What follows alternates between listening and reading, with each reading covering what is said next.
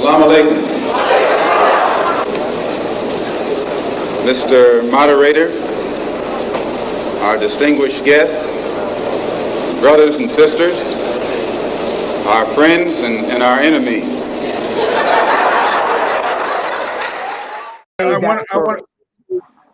I want to cut in here too as well, inshallah, because you mentioned a good point about nationalities and stuff like that. Nationalism really started after World War I and World War II. Before that, there was no such thing as nations, right? They were just regions or whatnot. And the Arabs, they have the Khaliji Arabs, anyways, they have a unique history because of Muhammad bin Wahhab, rahimahullah. He was you could say an Arab nationalist before even Arab nationalism or nationalism in general was a thing. Right? What did nationalism do when it was formed, right, after World War I? What it did, it's united the tribes in every single area. These warring tribes, that united them under one nation. You get it? Muhammad bin Abdul Wahhab, he did that even before he was trying to unite all the Arab tribes based upon what? A Tawheed. You get it? So now, anyways, when you're comparing black people, the experience of black Westerners to anybody else, our comparison should only be done in terms of learning from other people, because our experience is incredibly unique. We do not have a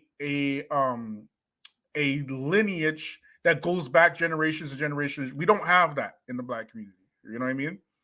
I can go as far as back as my grandfather that said, I don't know before that because of slavery. You get me? Right? We don't have our own language. You don't have any of the, we don't have support from our tribes, we don't have tribes. We ended up in our enemies' nations, speaking our enemies' language, learning in our enemies' institutions. So our power, we have basically two methods of receiving power. And it's like the story of Joshua. Okay. First, I want to say, Barakallah Feek for Brother Kev D. May Allah reward you and bless you and multiply it for you 10,000 fold. Ameen. Everybody say Ameen for Brother Kev D. Akumullah. Thank you so much for your generosity. Long time support of that channel. Allah reward you and bless you. Ameen. So look at here. Joshua, he was, and this is the story of the Bible anyways, another one, right? Right? He was, basically trying to build his kingdom. So he's sending out his scouts and whatnot to go find some place to build a kingdom. And he sent out one of his scouts with a certain amount of gold to scout this one place. Scout goes, right, and he comes back without the gold, but with a book. Okay? Doesn't have the gold, but he has the book. Hands it to Joshua, and Joshua's like, "What's this?" Right? And he said, "This is knowledge. This is a book of knowledge." Ends up being the Torah. So Joshua, he built his kingdom not with gold, but with the book. We black people, we have to understand that we must build our kingdom not with gold, not with the enemy system, but with the book. What is the book we're talking about here?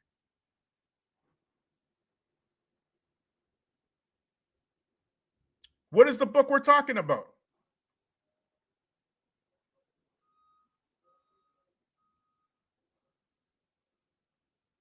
I'm asking, what's the book we're talking about?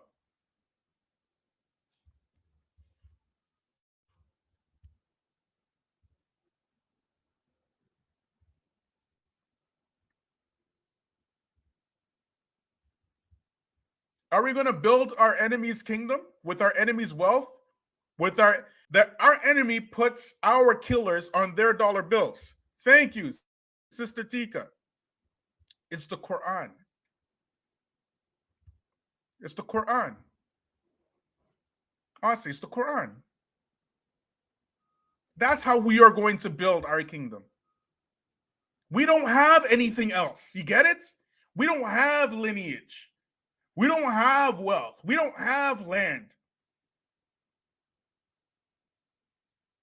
We don't even have support from our so-called Muslim brothers, okay? We don't even have that. This is what we have. The quicker we understand that, the quicker we can get to work. And when we are looking at other people, we have to look in terms of benefiting from what they're doing. Look at the South Asians.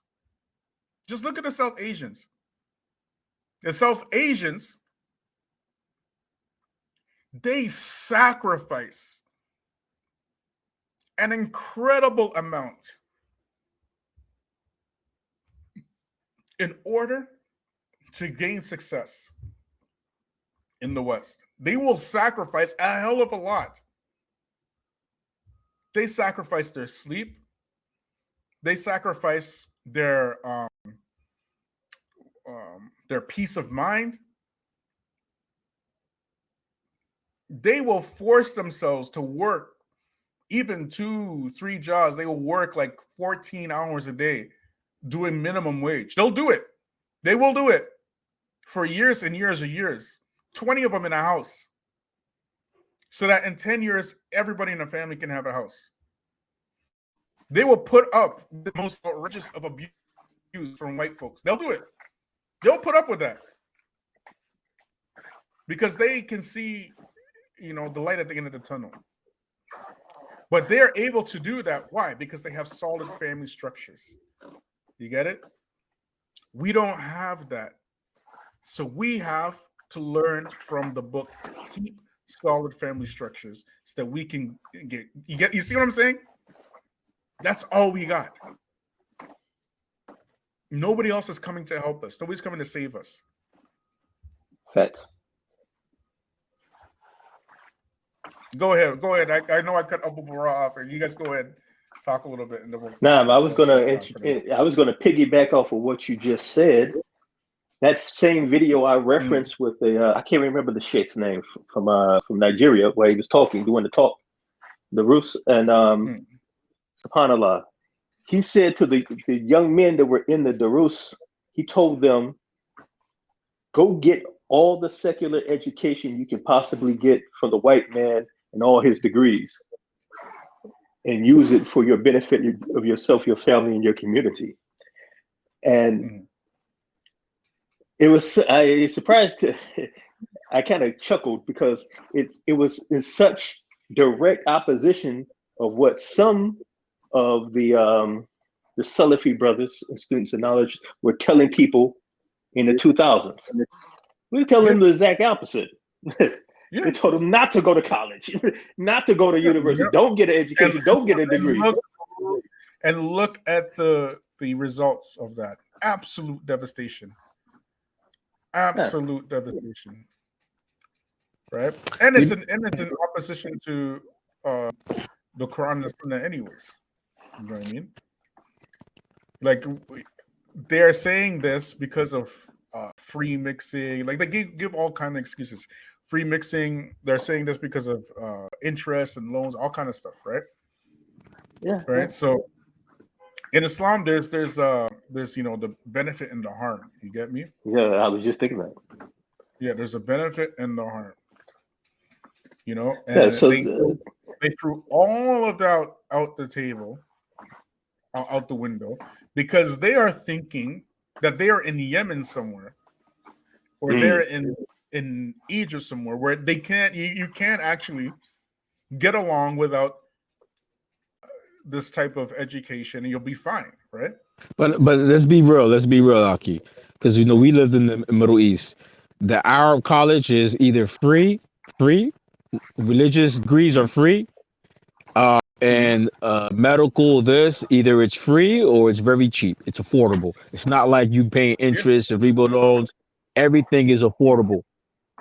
Even when I was in Egypt, I used to meet Muslims from other countries, European countries, Western countries who are Muslim, who go to like these countries, poor Muslim country, because the education is affordable. They pay out their pocket. You can pay out their pocket. You know, I met what's that? American University of Cairo. When I was in Egypt, met some brothers from New York who was in the college there. I asked them, why do you decide to go to college here? He said they take a few semester because it's dirt cheap and it is recognized in America, their credit to that university. So in America, it's a business. We already understand the educational system here it's a business and things like that. But I wanted to add it something. But here's the thing about that, Abu Bakr. This is why I said when we're looking at other people and other cultures, we have to look at of learning from them, right? You know, Africans and some of the African brothers and some of the South Asian brothers, they can either affirm or you know, correct me on this, right? But Africans, you know, they have this system. It's called I think it's called Duxie or something like that, right? Where I heard of this people before. in their family or their village or whatnot, right? They will all come together. Everyone will put in, for example, like 100 whatever of their money. What's the Nigerian money called? I can't remember what it's called, right? Like whatever it is, right? Let's say for example that everybody every month will put in $50. The Naira? Yeah, Naira, whatever it's called, right?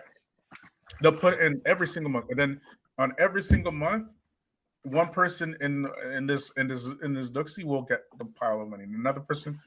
This is group economics, correct? You by yourself, you might not be able to afford, you know, to get like you go to college, whatever. But if you get the entire community, you understand, to put in, like if you get like the entire community, like say for example, you get 100 people to put $100, right? That's $10,000. That's your school. You get me? We don't think like that. We think that we have to do everything by ourselves. You don't have to. We're not learning from other communities. In the South Asian community is the same type of thing. Everybody will live in the house together. Everybody. You know what I mean? So that the rent is minimal to none, and everybody's working, and they will pay for their children's degrees cash because they're not paying these other expenses because they're all sacrificing living together. You understand? We don't think like that. And the reason why we don't think like that is because we've been trained to think some other way. Like white people. We should be doing, what we should be doing in the masajid, in these black masajid, we should be getting the brightest youth, right? And all the people, instead of, you know, donating to the masjid, donate to your future. Donate to this child's education. Pay for his education. He's got a bright future in college or university, whatever, right? Pay for this child so that they can go get this is what we should be doing. When all these children get their jobs and their education, when you don't think they're going to go put back in the masjid? You see, we don't think like that. Other communities, that's what they do. They all do that. We don't. But listen, black people have tried that, you know, because you know, here in New York, there's the black communities, right? And I have seen Muslims who contribute to particular Muslim youth in the community for them to go to college. They get up the money, they pay this smart child, the kid go to college, flunk out. Muslim kid, flunk out, partying, doing this because there's no even let's say that that's the case, right? Does that mean you give up on all of them because one of them flunked out?